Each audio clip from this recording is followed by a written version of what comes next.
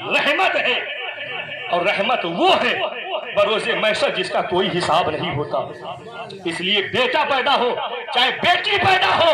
کبھی ان کے ساتھ ناانصافی نہ کریں۔ بیٹے کو اگر 5 روپے دیتے ہیں تو بیٹی کو بھی 5 روپے دیں، لیکن آج ہم اپنے معاشرے میں دیکھتے ہیں کہ بیٹے کے لیے کپڑا آئے گا 1000 کا تو بیٹی کے لیے کپڑا آئے گا 600 کا، بیٹے کے لیے جوتا آئے گا 1500 کا تو بیٹی کے لیے چپل آئے گی 500 کی۔ بیٹے کو پڑھایا جائے گا تحصیل کی سب سے بڑی اسکول میں، اب بیٹی کو بھیجا جائے گا پرائمری اسکول میں۔ یہ نظریہ اسلام ہمیں یہ نہیں سکھاتا ہے، بلکہ اسلام ہمیں یہ بتاتا ہے کہ جتنا حق زندگی گزارنے کا اولاد بیٹے کا ہوا کرتا ہے اتنا ہی حق بیٹی کا ہوا کرتا ہے۔ پیغمبر اعظم صلی اللہ علیہ وسلم جنہیں اللہ نے ہماری رہنمائی کے لیے ہی بھیجا ہے، نبی کریم صلی اللہ علیہ وسلم کی مقدس زندگی کو اگر نگاہ ڈالیں تو آپ دیکھیں، اگر آپ دیکھنا چاہتے ہیں کہ کیسا ایک باپ اپنی بیٹی کو کس طریقے سے پالے تو اپنے نبی کی زندگی کو دیکھیں، اپنے نبی کی سیرت کو دیکھیں، اپنے نبی کی زندگی کو دیکھیں کہ پیغمبر اعظم صلی اللہ علیہ وسلم نے اپنی بیٹی کو کیسے پالا ہے۔ کتابوں میں لکھا ہے نبی کریم صلی اللہ علیہ وسلم کی مقدس بارگاہ میں اگر کبھی ابو بکر آتے تھے پیارے آقا بیٹھے ہیں تو بیٹھے رہتے تھے، اگر عثمان آتے ہیں نبی بیٹھے ہیں تو بیٹھے ہیں، اگر عمر آتے ہیں نبی بیٹھے ہیں، مولا کائنات آتے ہیں نبی بیٹھے ہیں، کوئی بھی صحابی آئے نبی بیٹھے رہتے ہیں، یہاں تک کہ حضرت جبریل امین فرشتوں کا سردار بھی آتا ہے تو مصطفیٰ بیٹھے ہیں تو بیٹھے رہتے ہیں۔ لیکن اسی نبی کی بارگاہ میں کبھی اگر نبی کی بیٹی آتی تھی تو نبی اٹھ کر کھڑے ہو جاتے تھے اور آگے بڑھ کر اپنی بیٹی کا استقبال کرتے تھے اور بیٹی کے ماتھوں کا بوسہ لیتے تھے اور بیٹی کا ہاتھ پکڑ کر اپنی جگہ پہ بٹھا کر کے میرے آقا نے امت کے باپوں کو ایک سبق دیا ہے، بیٹی وہ ہوا کرتی ہے کہ کبھی تمہارے گھر میں داخل ہو تو ایک باپ کو چاہیے کہ آگے بڑھ کر بیٹی کا استقبال کرے۔ یہ میرے نبی کی سنت ہے، یہی میرے نبی کی تعلیم ہے اور یہی میرے نبی کی سیرت ہے۔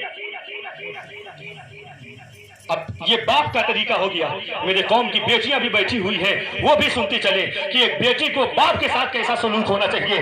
کتابوں میں لکھا ہے کہ نبی کریم صلی اللہ علیہ وسلم اگر کبھی اپنے بیٹی کے گھر میں تشریف لے جاتے، بلکہ کبھی کی بات نہیں کر رہا ہوں، میرے آقا ہر دن اپنی بیٹی کے گھر پہ جایا کرتے تھے۔ اگر ممکن ہو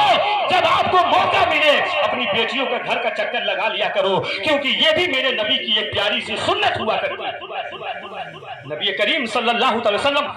نے اپنی بیٹی کا بڑھ کر استقبال کیا، لیکن بیٹی کو کیسا ہونا چاہیے؟ کتابوں میں لکھا ہے کہ جب کبھی نبی اپنے بیٹی کے گھر میں تشریف لے جاتے، نبی کریم صلی اللہ علیہ وسلم جب دروازے کے اندر داخل ہوتے، خاتون جنت اگر لیٹی ہے تو فوراً کھڑی ہو جاتی تھی، اگر بیٹھی ہے تو فوراً کھڑی ہو جاتی تھی، سارے کام کاج چھوڑ کر باپ کی تعظیم کے لیے کھڑی ہو جاتی تھی اور آگے بڑھ کر باپ کے ہاتھوں کو بوسہ لیتی تھی۔ باپ کے ہاتھوں کو چومنے کے بعد نبی کو اونچی جگہ پہ بٹھاتی تھی اور اپنا اس سے نیچے بیٹھتی تھی اور بیٹھ کر کے امت کی بیٹیوں کو، ماں اور بہنوں کو پیغام دیا ہے کہ جب باپ کا مقام یہ ہے، باپ کا مرتبہ یہ ہے، باپ کا ادب یہ ہے، باپ کی تعظیم یہ ہے کہ باپ کیسا بھی ہو جب گھر میں داخل ہو تو بیٹی کا یہ حق ہے کہ وہ اپنے باپ کی تعظیم کے لیے کھڑی ہو جائے اور کھڑے ہو کر کے باپ سے آگے بڑھ کر ملے اور باپ کے ہاتھوں کو بوسہ دے۔ یہ میرے نبی کی مقدس تعلیم ہے۔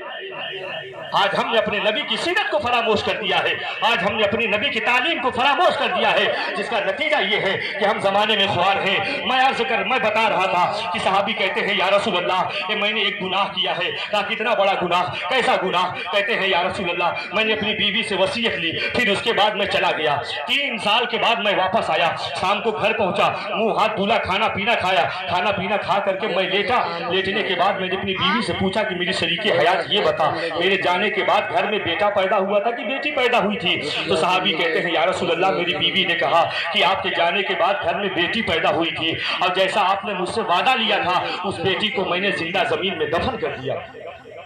اب صحابی کہتے ہیں یا رسول اللہ جب صبح ہوئی میں سو کر کے اٹھا تو میں نے دیکھا کہ میرے گھر کے آنگن میں ایک بہت ہی خوبصورت، بہت ہی حسین و جمیل 2-2.5 سال کی لڑکی کھیل رہی ہے۔ صحابی کہتے ہیں یا رسول اللہ اس کے چہرے کو میں نے دیکھا، اس کے ہونٹ، اس کے رخسار، اس کی آنکھیں، اس کے بال، اس کا چہرہ اتنا خوبصورت تھا، ایک عجیب سی کشش تھی اس کے چہرے کے اندر جو مجھے اپنی طرف کھینچ رہی تھی۔ کہا یا رسول اللہ میں اس کی طرف کھینچا چلا گیا، میں قریب پہنچا، بیٹیوں کی یہ بڑی نفرت تھی میرے دل میں، لیکن یا رسول اللہ اس کا چہرہ عجیب تھا، عجیب خوبصورتی اللہ نے اسے عطا کی تھی کہ میں اس کی زلفوں کا اسیر ہو گیا، میں اس کی آنکھوں کے حسن میں گرفتار ہو گیا۔ یا رسول اللہ میں نے اس بیٹی کو اپنی آغوش میں لے لیا، اسے چوم رہا ہوں، اسے پیار کر رہا ہوں، اس کے ہونٹوں کو چومتا ہوں، اس کے گالوں کو چومتا ہوں، اس کے ماتھوں کو چوم رہا ہوں۔ یا رسول اللہ ایک عجیب سی کشش۔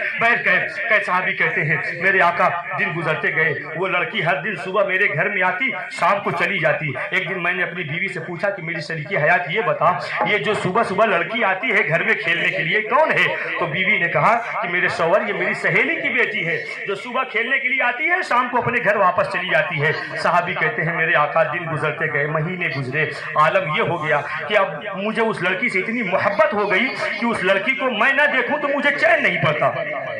میں اس لڑکی کو نہ دیکھوں مجھے چین نہیں، مجھے قرار نہیں، میرا دل بے چین رہتا ہے۔ یا رسول اللہ میں اس سے بے انتہا محبت کرنے لگا، وہ اگر مجھ سے کوئی فرمائش کر دیتی میں اس کے قدموں میں لا کر کے ڈال دیتا، اگر کوئی کپڑا اسے پسند آ جائے میں اس کے لیے لا دیتا، کوئی مٹھائی کی خواہش کر دے میں اس کے قدموں میں لگا دوں، کوئی کھلونا مانگے میں اس کے قدموں میں لا کر کے ڈال دوں۔ یا رسول اللہ میں اس سے بے انتہا محبت کرنے لگا۔ کافی جب کئی مہینے گزر گئے، ایک دن میں اپنے گھر میں لیٹا ہوا تھا تو میں نے اپنی بیوی سے کہا کہ میری شریک حیات وہ جو تیری سہیلی کی بیٹی ہے وہ کتنی خوبصورت ہے۔